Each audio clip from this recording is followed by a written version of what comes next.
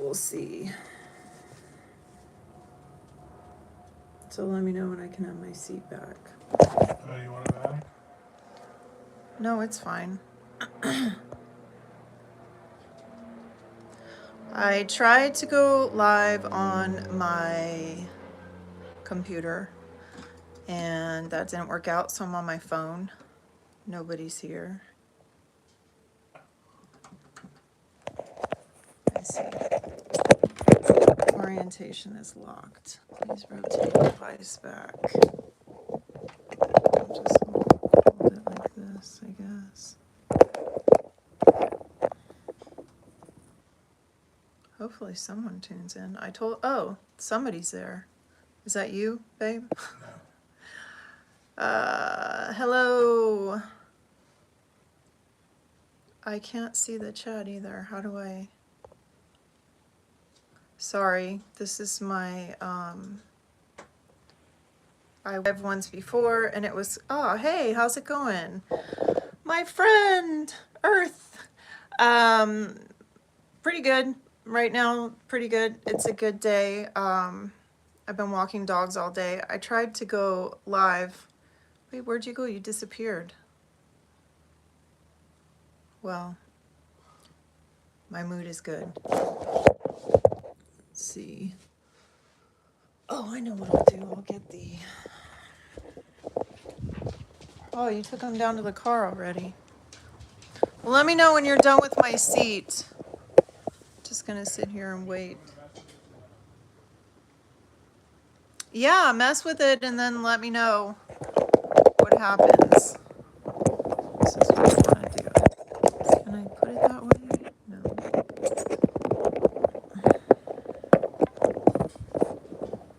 Okay.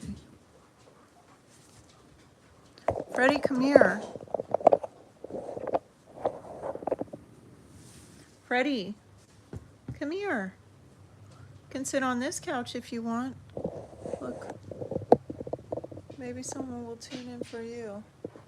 Freddie! Where is the chat? Top chat, like, oh, I guess it just comes up automatically.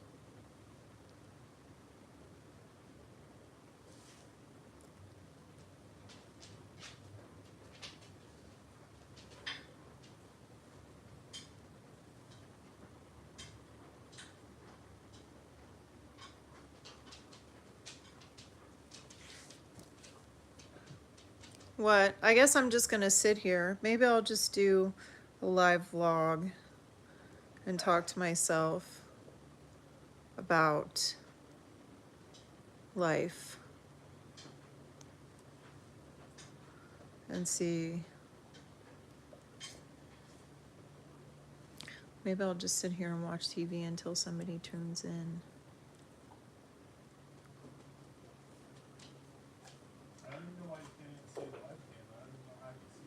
Can you see me? Like if you go on your, oh, I know.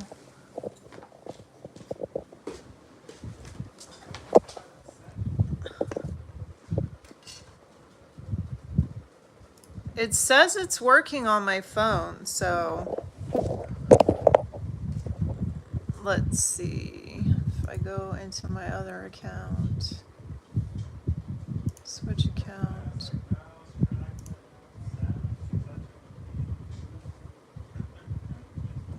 Oh, there I am.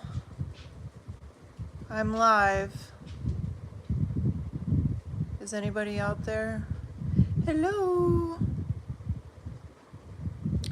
Oh, look, I can see myself. Is that the one from before? Hey, what's up? So I tried to answer before, but I'm good. I'm in a good mood. It's been a challenging week. I had counseling with my dad earlier on Wednesday, and it did not go well. I had about 4 sessions with him, and I thought that things were getting better, but he really decided that he didn't want to move forward with counseling anymore. And so yeah, So I am not speaking to anyone in my immediate family, which is okay. But I've had my nightmares the last couple of nights. Since then, I woke up with a really bad headache this morning from grinding my teeth, because I grind my teeth when I'm stressed out at night. So, how are you?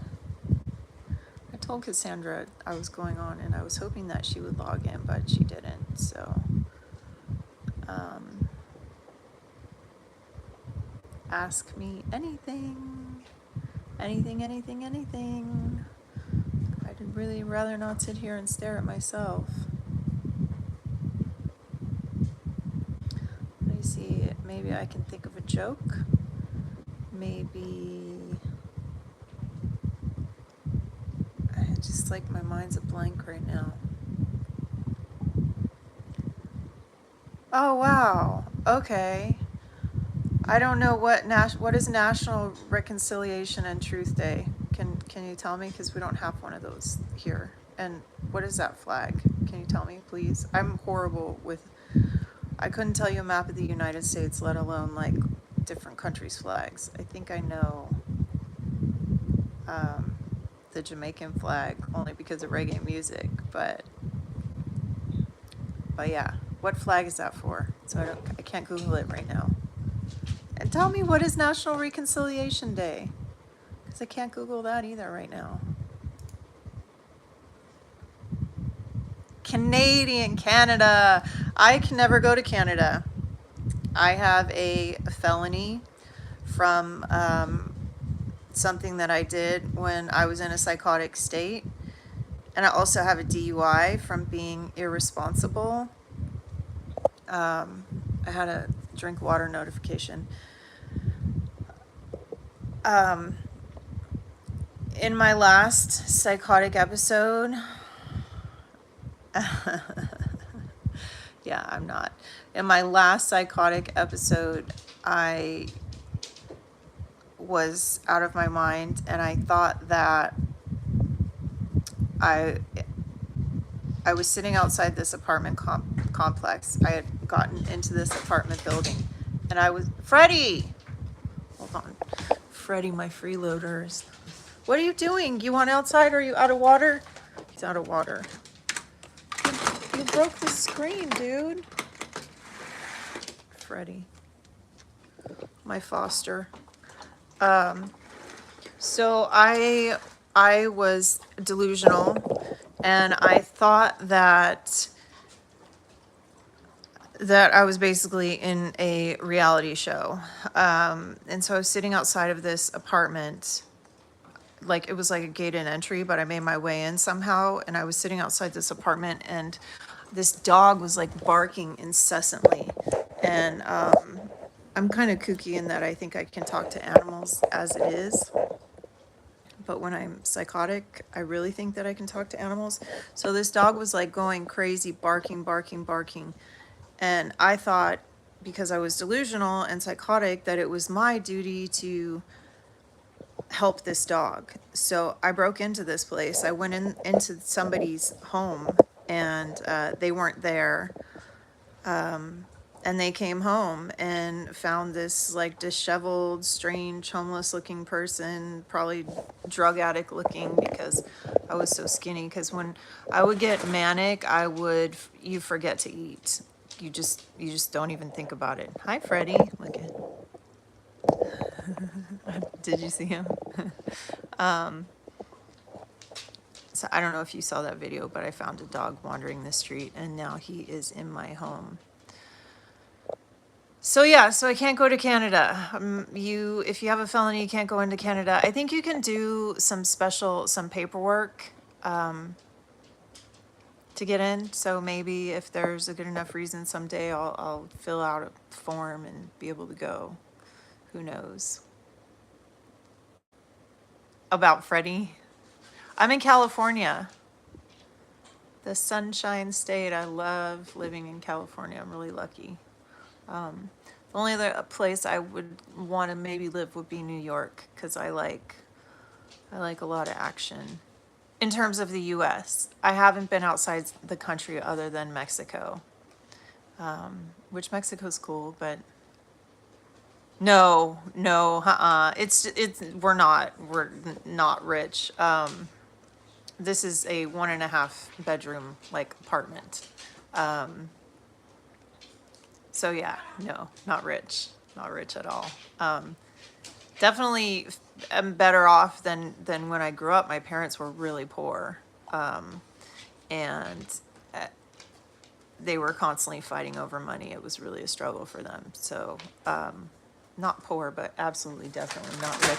He found the trees. Freddie, give me those. He got the treats, knocked him off the kennel. Just texted me. I don't go away. Sorry. I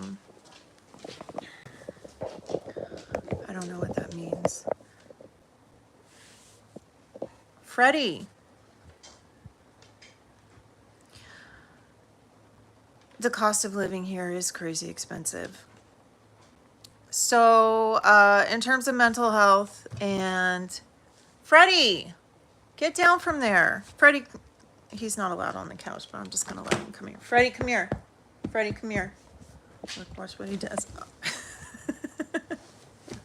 Look, watch. Freddie, what are you doing? He's so psycho. Aww.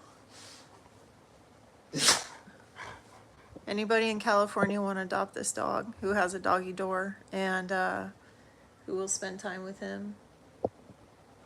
He literally, his ears are healing from the fly strike that he had when I first got him, but he has a chunk of his ear just gone.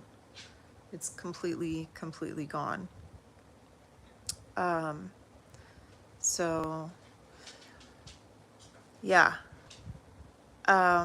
So yeah, about my mental health. Family issues are tough, really tough. When I was in counseling on Wednesday, my dad actually told me that he does not like me. Have you seen Jeff in Long Beach since the video? Yeah, wait, Jeff. Oh, Jeff. Yeah, you know what happened to Jeff? Okay, so I drove, it's so crazy because he'd been there for a year and then I did that video and then like a week later he was gone. And so I saw a sign on the fence outside where he stays at, where he was staying, and it said, Jeff has gone to take care of his mother. He thanks everyone for all the gifts and all the... he thanks everyone for all the gifts. He probably wanted to see what you would say. What? Oh, about my dad? That my dad said he didn't like me? Is that what you're saying? Sorry about. Okay, I think there's a delay on the chat, but oh yeah, it sucked. You know what I realized? I realized that my dad can forgive me for all the horrible things I did and said when I was manic and all the trauma that I put him and the rest of my family through, but he will never be able to forgive me for being my mother's daughter. My parents are divorced, and my dad and my mom loved each other so much, but they just could not make it work. They couldn't get along. They fought about money constantly, like constant. It was a really toxic home and toxic environment. And as a woman, I feel like when my dad looks at me, he just sees my mom. Because, I am like her in a lot of ways. But when he would get upset with me when I was younger, when I was a kid, he would always say, "You're just like your mother. Get out of here." And I thought that he had stopped saying that, but I don't know if you saw, there's a video about Lake Kachuma.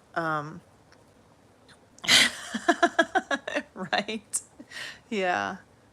But you know what? I used to be really ashamed of the fact that because there was a lot of really bad things said about my mom.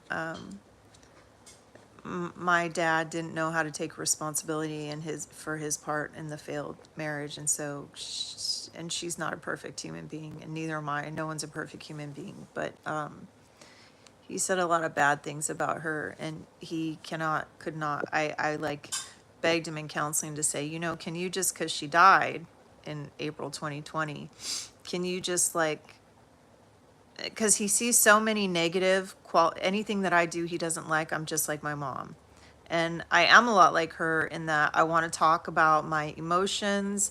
I need to resolve things. I can't just push it down and move on to the next thing, because it builds and it builds. And my whole life I really wasn't allowed to have feelings, because if I did, then it was like telling my dad he's a bad father, or he would perceive it that way. I would say, hey, you know, this really hurt my feelings, and he would perceive it as, well, I'm not a good father, or you say I don't love you, and that. So I am like her in a lot of ways, but I am like her in some good ways too. And you know, like, she was very generous, and like, you know, she liked to sing, and you know, there's a lot of ways that I'm similar to her that are positive. And I begged my dad in counseling to try to find something positive because he's remarried, and I have a sister from his new marriage.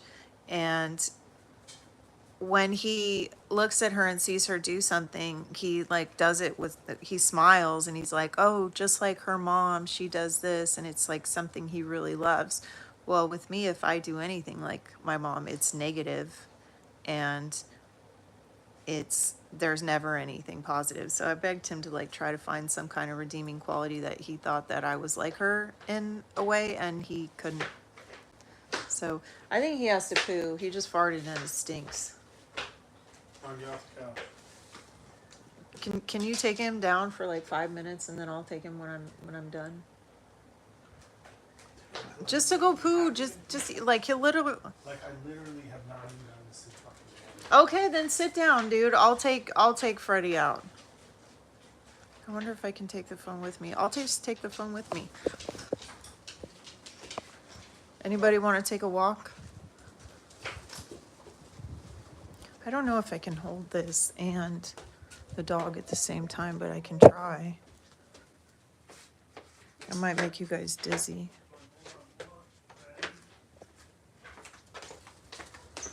Will you bring Sebastian out? I'll take him too. Okay.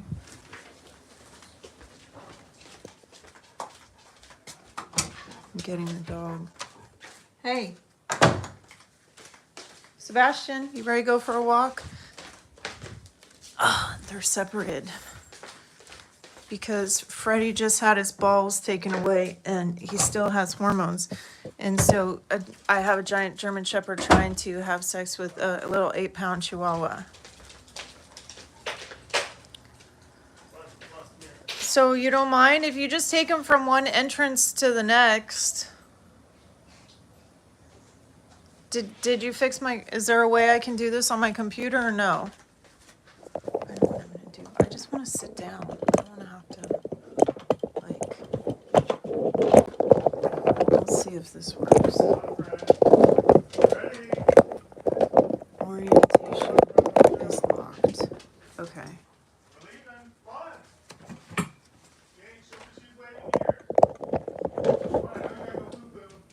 So I'll be here for, I don't know, for an hour, as long as you guys are there. As long as you are there. So yeah, so what else is going on? I always have so much to say, and then I just get on here and blank. Hold on.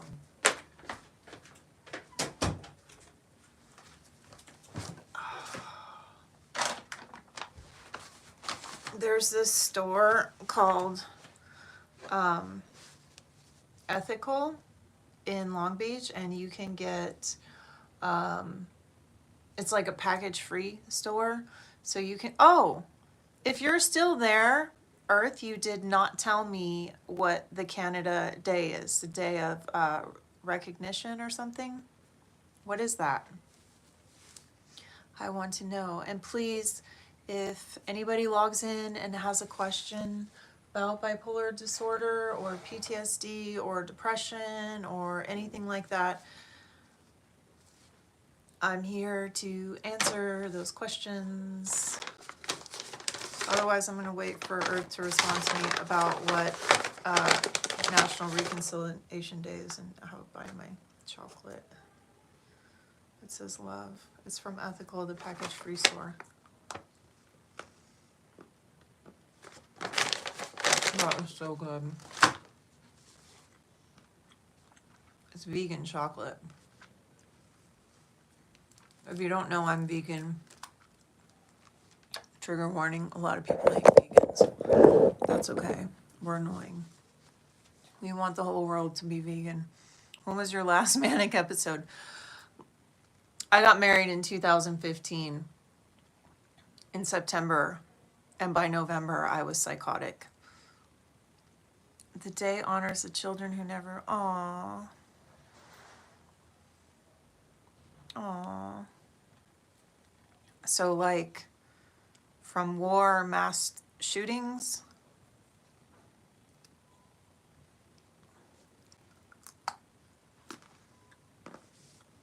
we're having mass shootings in California all the time. Like,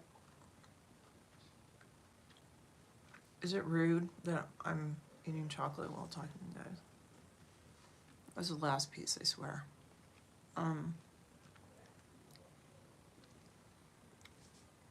Either way, it's a good day. It's a good day to honor that. You know what I want to say? Okay, so you asked when my last manic episode was. From being in institutes. Aww.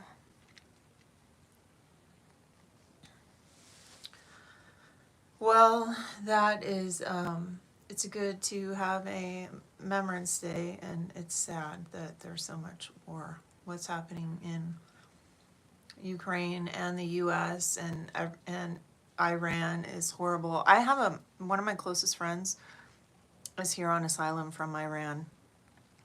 Just a little tidbit there. Her family, I think they were teachers in Iran. But yeah, she's one of my closest friends. I don't have that many. But back to my last manic episode, because my last manic episode was the worst. And I did make a video going through each one of my episodes. I've never really finished it. There's been 4 really bad psychotic episodes that I've had. But the last was the worst. Like I said, I got married in September of 2015, and by November I was psychotic. And my husband had me hospitalized a few times. And I got out. They gave me some medicine, and I came home, and I remember not taking my medicine. And I wasn't fully, that's the problem with hospitals. And that's what I was thinking about earlier too. That's the problem with hospitals, is that they let you go before you're well.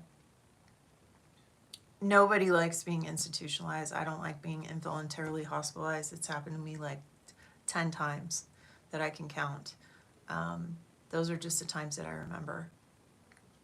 Nobody likes it. But every single time I was hospitalized, they let me go before I was ready to be released. The only time they ever kept me a decent amount of time and fought to keep me in there, because we do have rights to our health care, whether we accept health care or not in the US, was when I went to UCLA, which is it's like a teaching hospital. So they will do everything in their power to keep you there. So I actually had to go to, they have something called patients' rights. They're advocates, and you can call up patients' rights, and you can talk to them, and they will show up and support you, and they'll they'll help you get out. Like if you have a place to go, like I had an apartment at the time and I had a job. So I went to court like a couple of times. They got a court order to force me to take medication, which I did.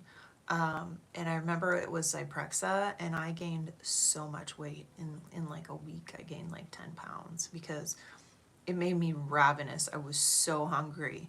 So that was the wrong medication for me, obviously, because I gained tons of weight. But when I got out, I did go to the doctor because I had to go to the doctor to, I had to go to the doctor to go back to work, which was humiliating. My last psychotic episode, that wasn't the last one, it was the time before that. My last episode, it lasted almost a year. And when I broke into that house that night, I got arrested because the people came home. I got arrested, and they took me to jail. And there's so much of it I don't remember. I don't remember them taking my DNA because if you get arrested on a felony, they'll swab you, and they'll do it so they have your DNA on file. So I don't remember that. I just remember sleeping a ton. I remember that I refused to give them my name, so they had me listed as Jane Doe. So yeah, I spent 3 months in jail because of that, and I almost I could have spent 2 years in prison for that, for breaking into that house, even though I didn't do anything wrong. I didn't rob anyone. The prosecutor wanted to give me 2 years in prison, but I got a lawyer. I had a lawyer. A family friend was a lawyer, so I had a lawyer, so I was lucky in that respect. So because I had a lawyer, this chocolate is melting all over my finger.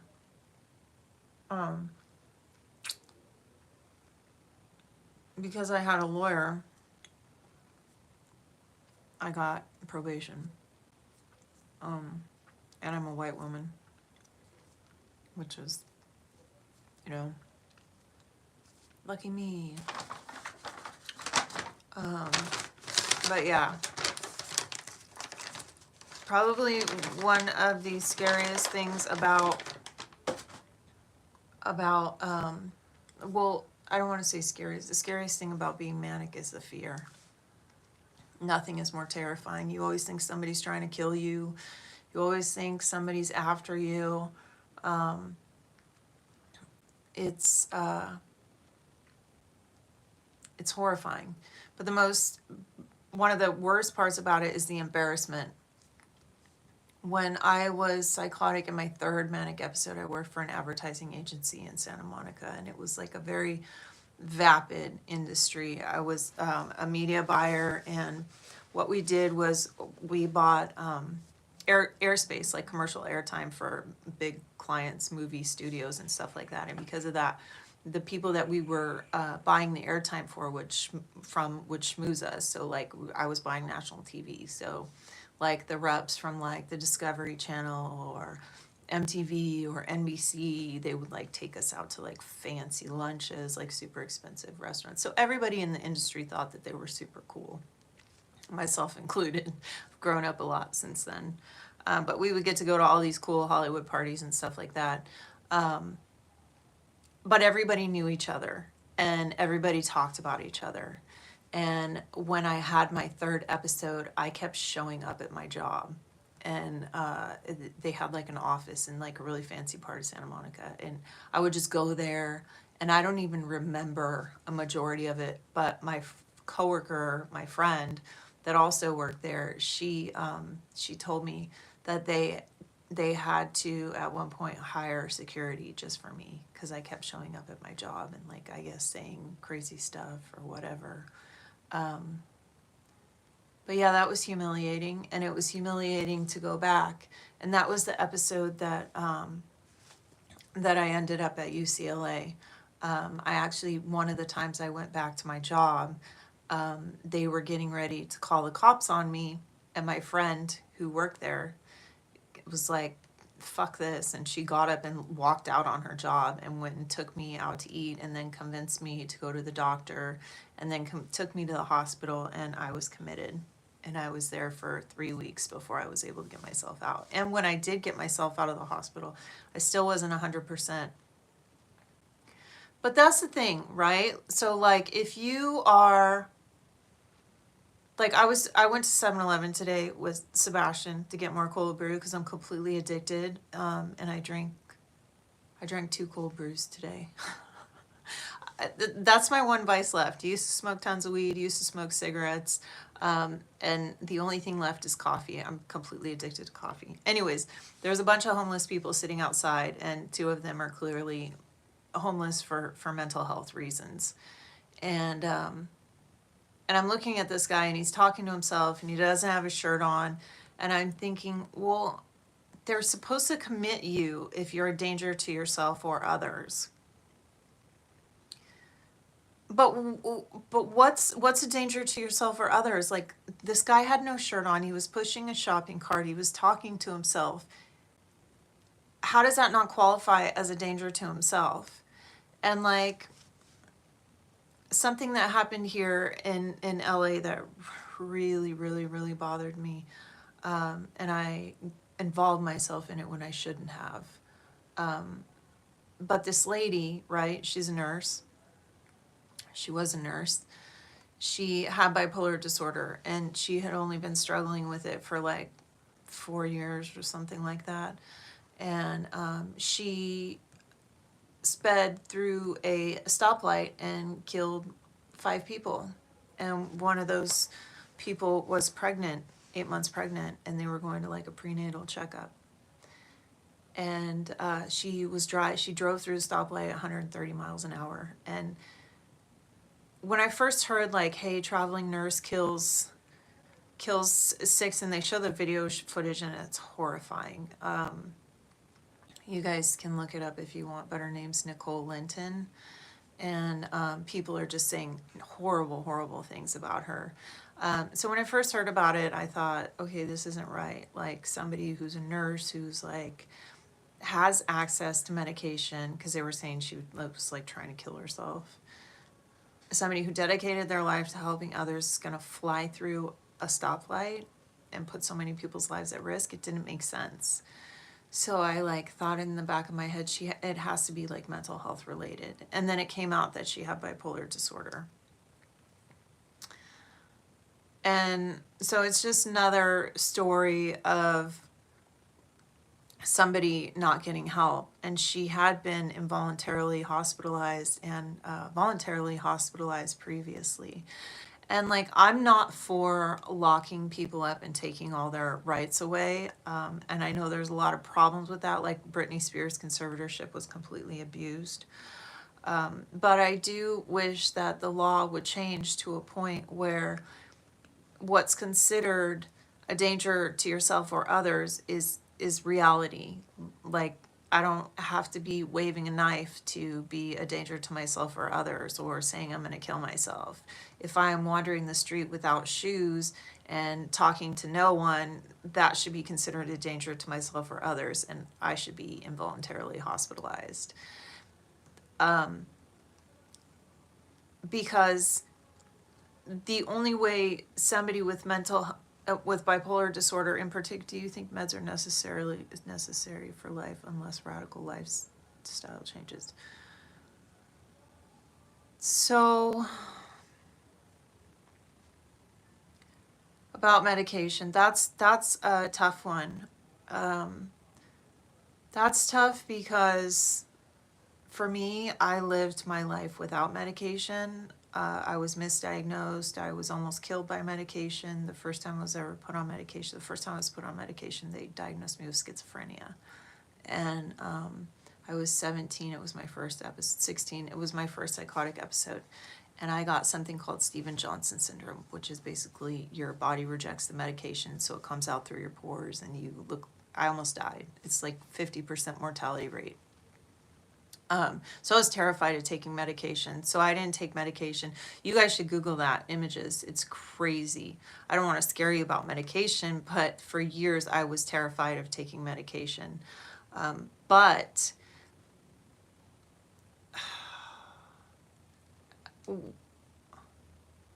you know what Steven Johnson syndrome is? Oh, it's horrible. It's horrible. I hope you don't know about it because you've had it or you know someone who's had it. But it it was so traumatic, so traumatic.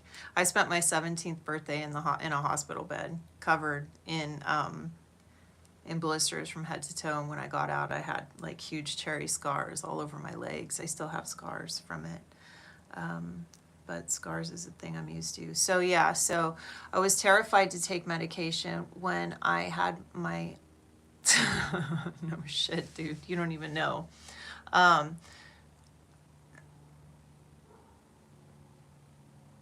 In my last episode, I was run over by a car. I don't know if you've seen this video, but I was walking through a parking garage, walking and blacked out because when you're psychotic, you like actually like are not even there sometimes. And it's like you're blackout drunk, only you're not drunk. You're just like psychotic. And so I'm walking, and the car just over my entire body.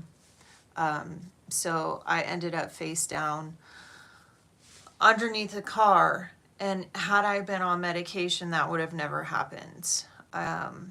I had 7 broken ribs and a lacerated spleen and a brainstem injury, which caused permanent damage to my right eye. So like it gave me like this eye. I don't know if you've ever noticed, but it doesn't open as wide as the other one in my eyebrows, like kind of like all the time. But it's I didn't used to have that. Didn't used to look like that. So yeah, had I been on medication, that would have never happened. Do I think it's necessary for? The thing is that bipolar type 1 and bipolar type 2 are deadly, and if not treated. So there is somebody that I follow on Instagram who I don't want to say I got into it with her because I didn't, but I had a conversation with her over comment because she I guess she tried every medication she could think of, and now she takes something called micronutrients, which is basically a fancy word for vitamins. She says they're specific to whatever your body needs or whatever. That works for her. She said she hasn't had an episode in many years. For me, I would tell anyone to find medication that can work for you, because bipolar disorder is cyclical, and I have not had a psychotic episode in 5 years, and if I was not taking medication, if I wasn't monitoring my medication, I would have had another episode. I almost had an episode in 2020. I was really affected by what happened with George Floyd. I've experienced a lot of systemic racism in my life. With people that I know and stuff like that, and I know that in America Black people are killed by police every day, but the thing with that was that it was so bold.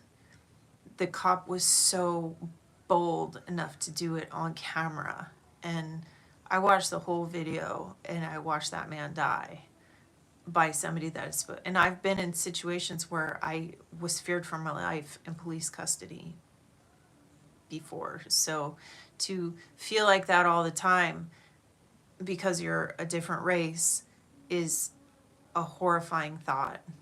It's horrifying, dude. Like, I'm already scared of police because of the interactions that I've had, but to be someone who's never had any interaction with the law whatsoever and to have to be terrified of police, have to be terrified of being pulled over because people like you are being murdered, is a whole nother thing. So I was really affected by that. My mom died in 2020.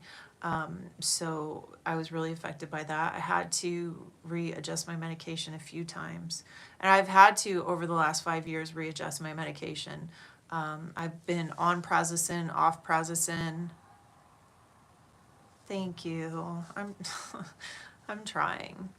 I'm really trying. It's hard. The hardest, I think what's hard for me, like with my family and stuff, is that like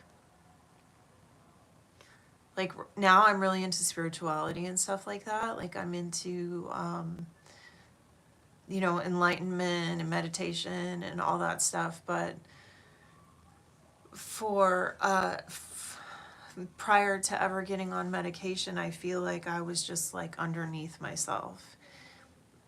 Like I was stuffing and hiding all of my emotions all the time. And I would be really depressed and not be able to tell anyone. And I feel like now that I'm on medication and now that I've accepted my illness, I can like live my life, and I don't have to feel sorry about a lot of the things that like my relationship with my dad and my siblings is shit now, total shit. But the relationship before was so superficial because I was never really able to be me because I was always sick and I had to hide it. Like basically spent my entire life in hiding. And it's so now I'm like I'm happier than I've ever been, and I'm able to deal with my mental illness and not be ashamed or feel guilty. It took a lot. I felt, yeah, I have like a whole video on guilt and shame, but people with bipolar disorder and other mental illnesses like that, they often feel a shit ton of guilt and shame. Guilt over being depressed and bailing on your friends, guilt over being psychotic and saying hurtful things, or shame, being ashamed of yourself, like me showing up at my job completely out of my mind. Oh, by the way, the whole point, I lose my train of thought and then go back to it. The whole point of me telling you how vapid the industry I used to work in was that when I did go psychotic in front of everybody at work, everybody talked about it. Everyone knew about Stephanie, the girl that went psychotic at her job and kept showing up at her job. And so, yeah, it was humiliating. But yeah, it took me, I think when I got arrested, I'm sorry you relate, but at the same time, thanks, because now I don't feel so alone. And sometimes there's been a couple of you guys that really like help me to feel less alone. Like I started this channel to teach other people about bipolar disorder and help other people not feel so alone, but it's really nice when I don't have to feel so alone.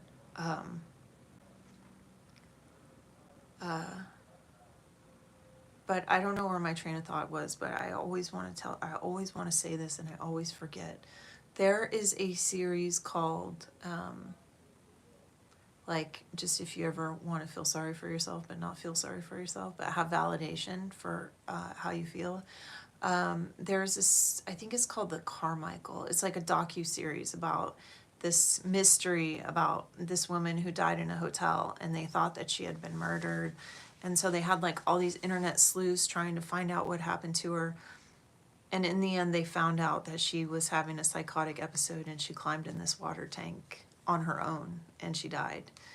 And the guy says, one of the guys that's filming the documentary said, I think that when everybody found that out, they were so sick because it was so much sadder than they thought. So like, that blew my mind, that comment, because it was like, wow, like you are aware that having mental illness and dying from your mental illness is worse than being murdered. So yeah, because everybody thought she was murdered, and the guy was saying when the truth was so much sadder, that there's like a line in there, and I was just like, I always want to say that and talk about that, and I always forget. So there goes that thought. There was something else too. Oh, do you have any other questions for me about bipolar? Otherwise, I'm going to talk about the series I just finished watching. I just finished watching the Jeffrey Dahmer series. Do you know who Jeffrey Dahmer is? You have to know. The serial killer and cannibalist. They made a series about him on Netflix. And at first I was like completely repulsed. I was like, why would anybody want to watch that? But then I knew it was going to be a good series because Evan Peters is an amazing actor. He's from American Horror Story. And he had a mental illness like us. So like for me, like I always get upset because it's like people who have anxiety or depression, they judge people like us with bipolar disorder or schizophrenia, and they think so much lower of us. Dude, no kidding. Like I would have died. Like I would probably be like, if I would have just been on meds, my life would be so different. Maybe I would have started doing music earlier. Maybe I would have, not gone to college just because somebody told me to. Like, I pretty much might live my whole life prior to taking medication just doing what people told me to and trying to feel how I was supposed to feel. I mean, of course, in college I drank, and there were times in my life where I used drugs, but luckily I never got addicted to drugs. Cigarettes and weed became a very bad habit for me, but in terms of addiction, my one addiction will always be caffeine. Like, I just love coffee. I love it so much. But yeah, if you, people say that they've done, like that one girl on Instagram said that she had tried everything in terms of medication, and then she finally started taking these micronutrients or whatever, and that's cool if that worked for her.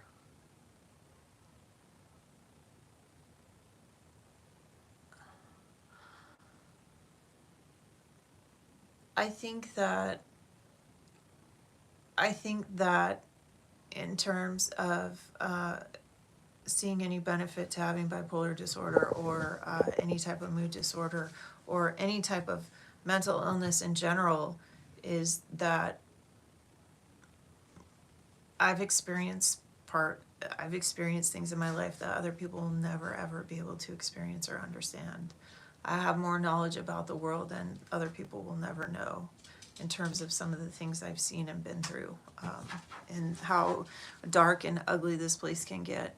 And it's not a good thing to know that necessarily, but I think that life is everything. It's not, hold on, Sebastian's trying to get in. Hi. Hello. So, Sebastian. Yeah, hello, Sebastian. Hello. Yes, I love you. I think that life is everything. What's up? Well, he wants to say hi to you. I got Sebastian here. Let's see, now Freddie's here. Freddie, you being a good boy? Right? Like, it's the good, the bad. It's like I think about this. I think about all this philosophical stuff all the time. Like crying, for instance. Like, crying feels good, right? It doesn't feel good to feel pain, but like crying, it feels good to feel something. Like, when I was in outpatient therapy, there was this one girl who was group therapy, and I was talking about how I got it was like the most intense group therapy I'd ever been in, because after my mom died, we were estranged when she died, so she sent me a video. My brother filmed a video and she sent it to me. And yeah, so trying to gain control over crying or not is kind of fun.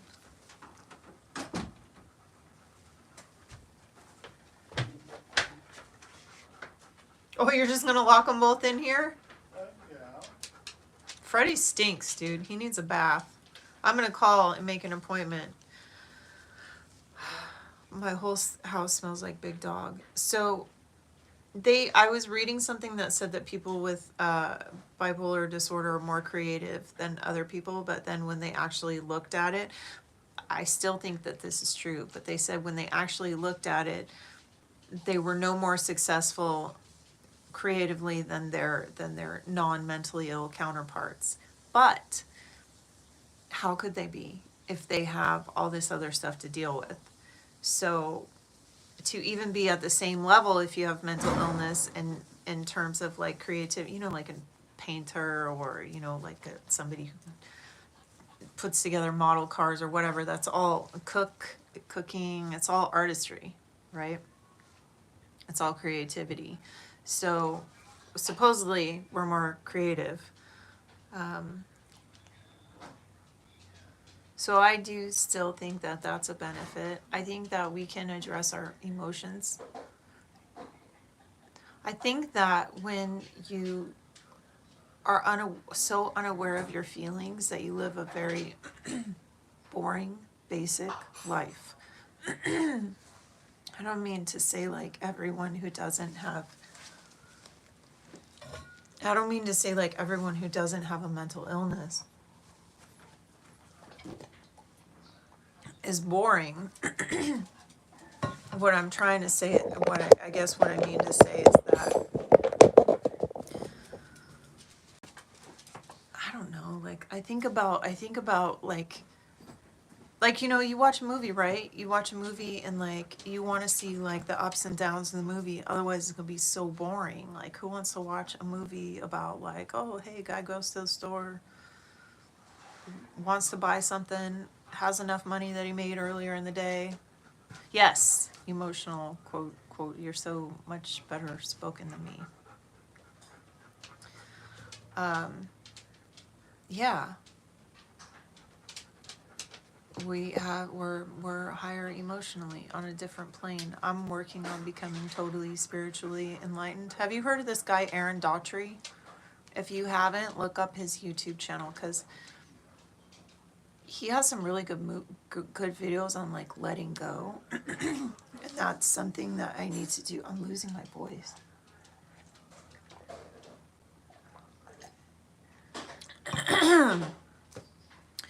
So he has some really good videos.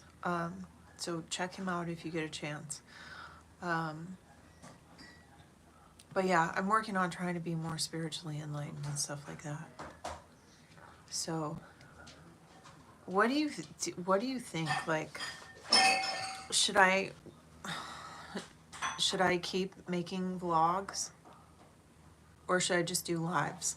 And if people want to tune in, you'll come, right? Earth. And then if people want to come tune in, they can.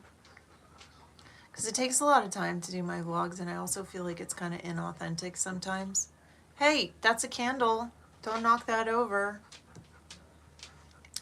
Sometimes like I'll watch a vlog, but then I won't want to stick around because I'll be like, what the hell? I missed so much of this conversation. But I don't know. I guess I'd rather just like find out what you guys want to hear about, you know? Like what if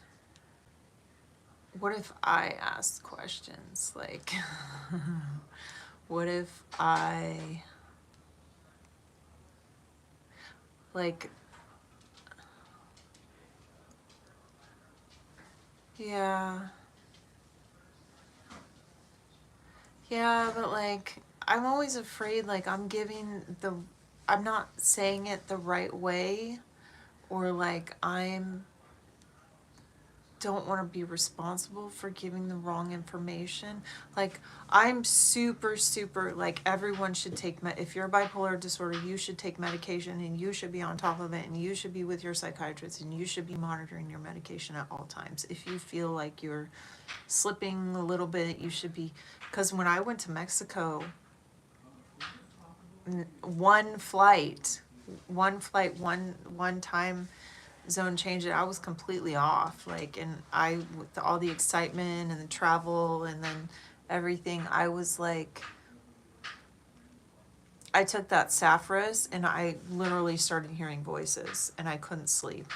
And so I got something different. Just speak on experiential knowledge. Okay, I will. I made one video where I talk about each one of my episodes and what it was like. I don't know if anybody's going to want to watch it, but I already started watching it. Oh, like now? Freddie, leave Sebastian alone. So like how I deal with stuff. Okay, so Freddie, get out of there. He's into everything. What? What do you want? This dog, man.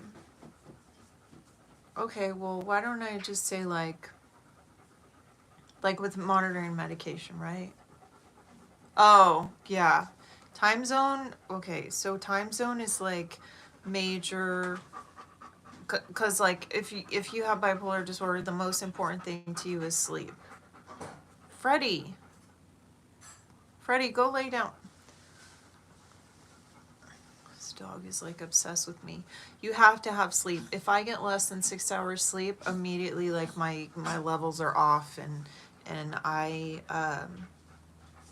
at risk of going into hypomania, and once it still goes hypomania and then psychosis for me. And if I like that's what it is, less than 6 hours. If I do less than 6 hours 3 days in a row, I'm like in big trouble. So I would suggest to anyone out there, I have emergency medication from my doctor. The Saffra she gave me before, the one that made me start hearing voices, I took to Mexico. I wasn't taking it, but that was like a just in case emergency medication. And so that's why it was such a big problem, was because it was supposed to help me and instead it flipped my trip upside down, and then I ended up getting COVID. And luckily I didn't have a psychotic episode, but I don't know if it's because I've accepted my illness and I take medication now, but I was more aware of my mood. But once you're in psychosis, you don't know you're sick. Matter of fact, you think everybody's trying to kill you with medication, and that everyone around you is crazy, and that you know the real universe and they don't, and you were just living under a haze before, and like things really are upside down, like it's completely different reality. So yeah, so after that happened, as soon as I came back from vacation, I called my psychiatrist and made an appointment, and I told her, I was like, hey, I took the Saffras, but it made me start hearing voices. And she's like, that's weird. It's supposed to do the opposite, because it's actually a medication for someone with schizophrenia, which makes sense that it wouldn't work for me because I'm not schizophrenic. I have bipolar disorder. Although they're pretty close in terms of how they affect people, those two illnesses. So I love my psychiatrist, and I will tell you why I love my psychiatrist, because she loves prescribing off-label stuff.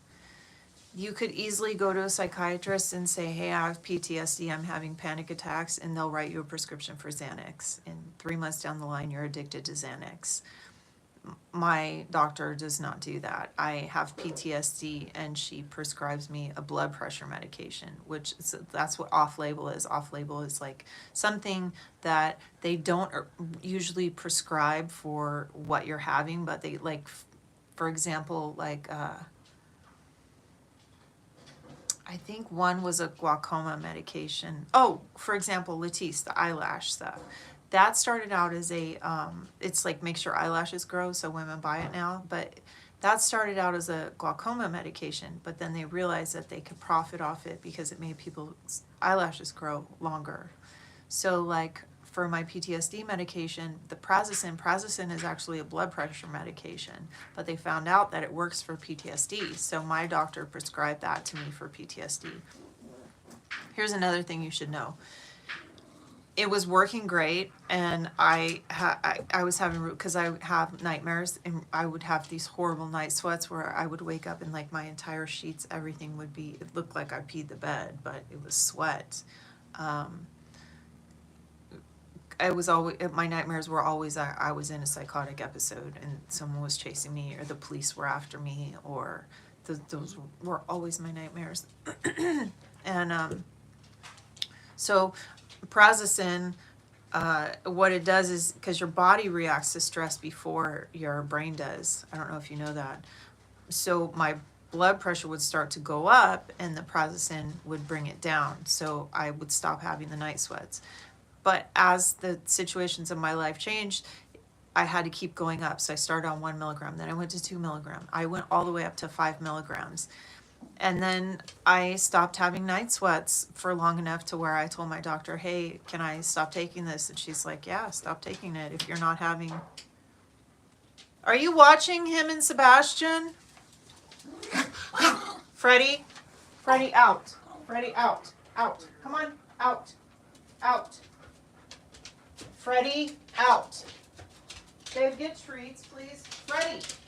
Freddie, no. Freddie. Get this frame off. Where is it? Freddie. Right there. You can't try to get treats off. Go. You get him worked up and you start going. But he's chasing him around. He ain't gonna do nothing, dude. Sorry, Freddie tries to hump Sebastian. He becomes obsessed. He got neutered on Monday, so when his hormones are gone, I think he'll stop acting like that. But he used to, when Sebastian would threaten him, he would go away scared, and he stopped doing that. So this is what I was going to tell you about medication. I went all the way up to 5 milligrams on prazosin. I went off prazosin, and then I started having night sweats again. I was off of it for a long time though, like 8 months or something. Some trauma, whenever something in my life happens traumatic now, all this stuff from the past comes up, and it comes in through the form of nightmares and night sweats and anger. I get arguing with my husband, have issues with anger a lot. And I think that's more from PTSD than bipolar disorder. Although some people with bipolar disorder do experience a lot of anger. But when I went back on prazosin, I started with 1 milligram, and that 1 milligram gave me horrible vertigo. Like I would have an argument with Jeff, my husband, and I would, scream and yell and get so mad, and my blood pressure would just like shoot through the roof. And then I would leave the house and my blood pressure would drop dramatically and I would get vertigo. Crazy vertigo. It happened like 4 or 5 times. And I don't know if you've ever had it, but it's like almost like you're drunk and like the room is spinning, and it's really scary because it's like the only time I've ever experienced that was when I was drunk or high, and to experience that when you're not doing anything and it's just your blood pressure, it's freaky. It's so scary. So I told my doctor, I'm like, why the hell? Why is this medication? She's like, sometimes if they change the manufacturers, that can happen. So then I'm like, okay, well, what happens if they change the manufacturers on my Lamictal? Am I going to have an episode? So, yeah. So watch out for that. If you're taking medication, make sure you look at the manufacturer on your bottle. She said that, because I told her, I'm like, they changed the manufacturer on my Lamictal. Am I going to have an episode? And she's like, no, it's different. I don't know how it's different, but whatever. But I would check the manufacturer on your medication. That way you'll know if they change it, so you know how to, you're more cautious and more aware of your mood and how you're feeling and everything. So yeah, that's medication. So long answer, I think everybody who has a mental illness should be on medication. I don't think that, I'm afraid that the woman who's on micronutrients on Instagram that I follow, I'm afraid that she will have another episode one day. But then again, I don't know everything. And if it's been working for her, I think she said her last episode was like in 2008 or something. If she's really not had an episode for that long, then maybe, maybe it does work for her. Maybe she was just lacking on some kind of vitamin, because, vitamins are things in our body. I was thinking about today, I wonder if there's preservatives in the food we eat that is making us go lose touch with reality more often. But yeah. So I have been on for about 65 minutes, almost 66 minutes, starting to lose my voice, and I may need to go soon. But do you guys think I should do this again? Will you watch? Do you want to chat more? Is it helpful? Let me know. I actually like doing a live more than making vlogs, but I can still make vlogs here and there. I've just been really busy. Oh, that's what I was gonna say. So I did make a vlog of my first 3 episodes, and then Jeff came home, so I stopped filming. So I was waiting to just like tell my 4th episode. I also started trying to write a book again. Okay, I'll do a live again, even if it's just you, my friend. Not that I think I put on the first live I was going to do on my computer, I put, even if one person wants to hang out and chat with me, that's cool. Yeah, because we all got to stick together, right? All of us mentally gifted people who can go into the other realm, I guess. I don't know how to say it. But I do think I would rather look at my mental illness as a gift than a punishment, because I have to work that much harder to live like the human life experience, and I am so much more aware because of everything I've been through. And like, I read all these like self-help, no, I don't want to say self-help because like that term is kind of stupid, but I read books about mindfulness, and I feel like people like us are constantly trying to be better. And I feel like a lot of people live their life the same. They never yearn for, like, some people, like, they're really into their faith and they go to church and stuff, and that's cool, that brings them probably something similar to me growing as a more enlightened individual and being able to, like, be more mindful. This guy that I follow, he calls it living from the seat of consciousness, which is you're not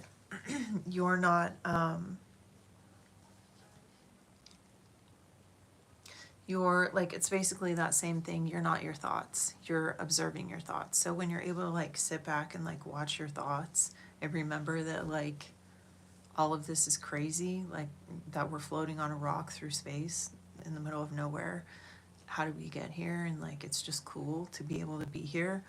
It's a really awesome feeling. So, but yeah, so my gifted bipolar ass is gonna go for now. But I probably will, maybe I'll start doing this on Fridays at 4. If there's a better time, let me know. I'm going to, this will be uploaded, and then if you want to tune in next time, I'll just do another one for next Friday at 4. Weekends are good too. I could do the weekend. Weekends are probably better, huh? Because then people aren't at work. Because I know like some of the people that watch are in other countries, and there's like time zone changes. So maybe Sundays are no good because I always go to my in-laws on Sundays for lunch. So what do you think? Like 12 California time on Saturday? Maybe I'll do that. 12. So not tomorrow, but yeah, maybe 1 p.m. on Saturday because we go to like farmers market and get our food and stuff on Saturday. So 1 p.m. That's 9 a.m. Eastern, 9 a.m. Eastern. That would be 12 our time. So I think 1 o'clock is probably safer because of like my whole dog walking farmers market schedule. So I'll do 1, so I hope you come, Earth. You've been the one keeping me company all this time. So, and I love your comments when you comment on the videos on YouTube. I really appreciate it because then I know that, you know. But yeah, I appreciate you. So yes, not tomorrow, but the following Saturday at 1 o'clock, I will do another live. When I'm able to finish that one video where I'm going through all of my episodes, I will try to do that. I still have it. I went through my first 3 episodes and I'm going to talk about my 4th episode. And it's super long video, so if you want to watch it, you can. I would suggest like listening to it in the car on like a car ride or something, because that's what I do with videos. That there's no way I could sit and stare at someone, listen to them talk for an hour. So so yeah, thank you guys for tuning in. I will see you not this Saturday, but the next Saturday at 1 p.m. California time, 10 a.m. Eastern. Okay, thanks. Bye guys. Bye Earth, my friend. See ya. Differences between I will. Bye. I'll talk about differences between bipolar and BPD on my next video, for sure. Absolutely. So there's oftentimes a difficult distinction. I know it's really hard to diagnose those two. So yeah, bye guys.